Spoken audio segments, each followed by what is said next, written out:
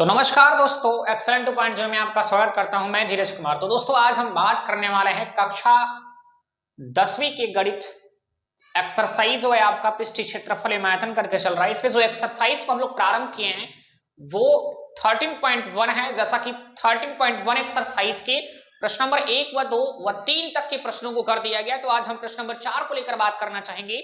और जैसा कि प्रश्न नंबर जो 4 हमें दिया जा रहा मित्र, वो जो प्रश्न है बड़े ही इंपॉर्टेंट कह लीजिए, बड़ा ही बेहतर करके है। और ये जो प्रश्न है वो कई बार कह लीजिए या ऐसे जो प्रश्न है वो बोर्ड के लिए बड़े ही इंपॉर्टेंट माने जाते हैं। तो आइए हम प्रश्न नंबर 4 को लेकर देखते हैं। जैसा कि प्रश्न में कहा क्या जा रहा है वो मित्र आपको देखा जा रहा है कि आप देख पा रहे हैं कि व्हाइट बोर्ड पर लिखा जा रहा है।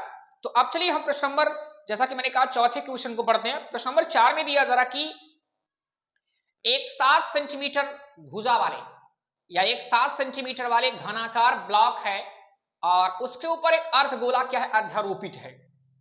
और अर्धगोले का अधिकतम व्यास क्या होगा मित्र? पहला प्रश्न इसमें ये कहा जा रहा है, मतलब ये इसमें दो क्वेश्चन पूछा जा रहा है या कल से दो आपको यहां पर वैल्यू पूछी जा रही है। पहला क्या कि जो एक आपके पास अर्धगोला है, आपके पास जो अर्धगोला बनाया जा रहा है उसकी मैक्सिमम डायमीटर क्या होगी अर्थात व्यास क्या होगा। और सेकंड में कहा जा रहा है इस प्रकार बने ठोस का हमें पृष्ठीय क्षेत्रफल ज्ञात करना है। तो चलिए मित्र हम यहाँ पृष्ठीय क्षेत्रफल को लेकर प्रारंभ करेंगे।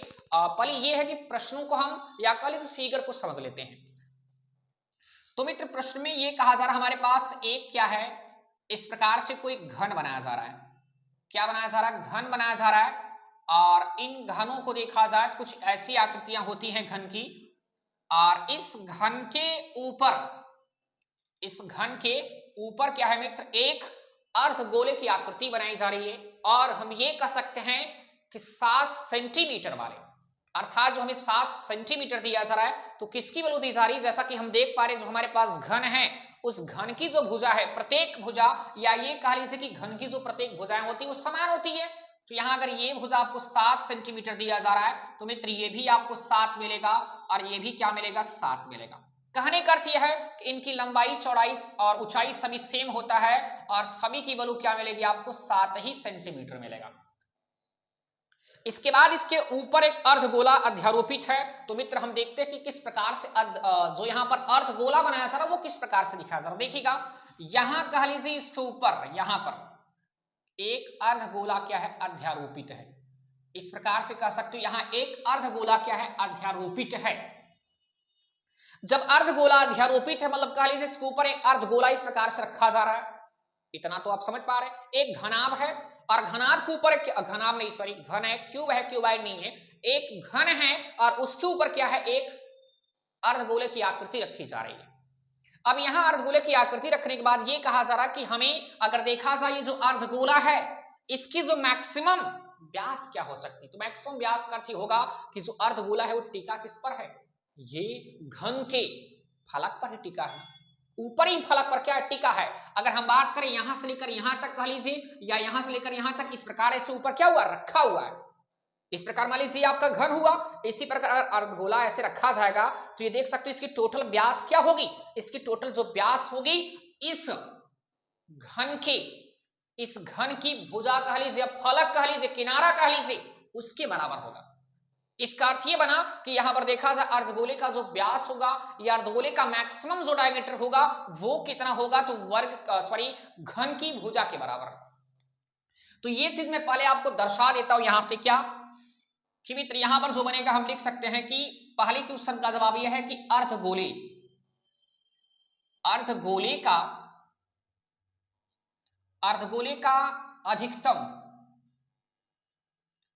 अधिकतम जो व्यास होगा, वो अधिकतम व्यास जो मिलेगा वो कितना मिलेगा? तो वो आपका इस घन की भुजा के बराबर होगा, घन की भुजा के बराबर।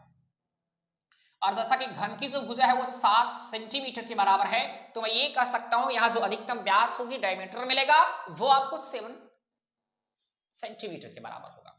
चलिए इसके बाद हमारा पहला क्वेश्चन हुआ, इसमें जो दिया जा रहा सर्वप्रथम मैं वो लिखता हूं। दिया क्या जा रहा? जो हमारे पास घन है, घन की जो भुजा है या प्रत्येक कह सकते हो, प्रत्येक भुजा जो है मित्र वो दिया जा रहा आपको कितना? 7 सेंटीमीटर। और इसके बाद यहां जो अर्धगोला बन रहा है, अर्धगोले का व्यास भी कितना दिया जा रहा है? तो अर्धगोले का जो व्यास है वो बताया जा रहा मित्र, व्यास को आप डी से प्रदर्शित करते हैं, डी बराबर दिया जा रहा 7 सेंटीमीटर। अगर हम त्रिज्या की बात करें तो r equal to D by 2 होता है, अर्थात 60/2 सेंटीमीटर मिलेगा क्या, रेडियस अर्थात त्रिज्या की जो वैल्यू है। अब यहां करना क्या होगा, आप देख सकते हैं अगर हमें पृष्ठीय क्षेत्रफल पूछा जा रहा है या कुल पृष्ठीय क्षेत्रफल जो भी हो, अब देखिएगा ये जो घन है इसके 6 फलक होते हैं, आपको बताया जा चुका है। इनके 6 फलक देखा जाए, 6 फलक कौन कौन सा है, तो आप कह सकते कि ये पक्ष और ये पक्ष सामने वाला और पीछे वाला, 4 ये हुआ। अगर ऊपर और नीचे ले लिया जाता है तो आपके 6 फलक हो जाते हैं। अगर ऊपर रखा जा रहा है या ऊपर एक अर्धगोला रखा जा रहा है, इसका अर्थ ये हुआ कि इसके ऊपरी भाग पर पश्चिमी फलक पर प्रभाव पड़ रहा है। अब पश्चिमी फलक पर क्या प्रभाव पड़ रहा है, ये कह सकते हो पश्चिमी फलक अर्थात जो वर्ग के आकार का है उसको ढका हुआ है। हमें करना क्या होगा, यहां अगर मैं घन के कुल पृष्ठीय क्षेत्रफल में, घन के क्या करना है, कुल पृष्ठीय क्षेत्रफल में से करना क्या होगा मित्र, घन का यह कुल पृष्ठीय क्षेत्रफल क्या होता है, 6a स्क्वायर होता है, 6a स्क्वायर होता है। और इसके बाद यहां पर देखा जाए अर्धगोले का जो पृष्ठीय भाग है, अर्धगोले का पृष्ठीय भाग क्या होता है, तो जैसा कि आप लोगों ने पढ़ा होगा कि अर्धगोले का जो पृष्ठीय भाग होता है वो 2πr स्क्वायर होता है। क्या होता है मित्र, 2πr स्क्वायर। अब देखिएगा 2πr स्क्वायर, इसके अंदर आकृति बन सकती है, यहां देख सकते हैं इसके अंदर एक 2πr स्क्वायर अर्थात एक अर्धगोला बन रहा है, तो 2πr स्क्वायर इसमें जोड़ेंगे और ये जो आधार है ये उभयनिष्ठ है, इसको माइनस किया जा रहा है तो हम करेंगे πr स्क्वायर होना चाहिए। तो हम यहां पर करेंगे क्या, जो हमारे पास एक ब्लॉक है, ब्लॉक का जो पृष्ठीय क्षेत्रफल या ब्लॉक का क्षेत्रफल सीधा लिख सकते क्या मिलेगा, तो इसके लिए क्या करना होगा कि यहां से जो मैंने कहा घन के कुल पृष्ठीय क्षेत्रफल 6 स्क्वायर होता है, उसमें 2πr स्क्वायर जोड़ना पड़ेगा और πr स्क्वायर क्या करेंगे, माइनस कर देंगे। ये जो आधार का क्षेत्रफल है तो मिलेगा 6a स्क्वायर प्लस इनको इनके साथ घटाने पर क्या मिलेगा, πr स्क्वायर ही होगा, πr स्क्वायर ही होगा।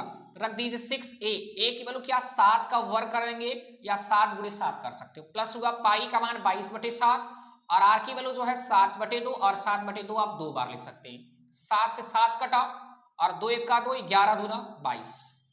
यहाँ देखिएगा 7 से 49 गुणे 6 मिला और प्लस यहाँ 11 से 77 और बटे 2 हुआ। इनको क्या कर ले, गुणा कर ले तो 9 छक 54 और यहाँ मिला आपको 4 और हासिल आपके 5 हुए और यहाँ से 6 चौका 24 और 24 को 5 से जोड़ेंगे 29, 294 और यहाँ प्लस कर लीजिए। इनका अगर हम इनके साथ भाग कर ले मित्र, देखिए 2 3 6 मिला और यहाँ 1 बचा आपके पास 17 हुआ, तो 17 का अर्थ हुआ कि 16 में करना चाहें 2 8 16 होगा, 10.5 कर सकते हैं। इनको जोड़ दीजिए बाप, या मैं इस तरफ जोड़ देता हूं, ध्यान दीजिएगा यहां करना चाहूंगा। इनको जोड़ेंगे, देखिए 8 और 4 12 और हासिल 1 हुआ, 3 और यहाँ 9 3 12 और एक हासिल आपका 13 हुआ और ये आपका बचा 2 और एक हासिल 3 मिला और दशमलव क्या मिला, 10.5 मिल रहा है। तो इतना आपका जो सेमी स्क्वायर है कुछ आपको इस प्रकार से इनका क्षेत्रफल मिल जाएगा मित्र। तो ये इस प्रकार से प्रश्न नंबर, अभी आप मित्र कौन सा देखा, प्रश्न नंबर 4 को आपने देखा। इसके बाद आप इस प्रश्न को नोट करिए, मैं प्रश्न नंबर दिखाना चाहूंगा 5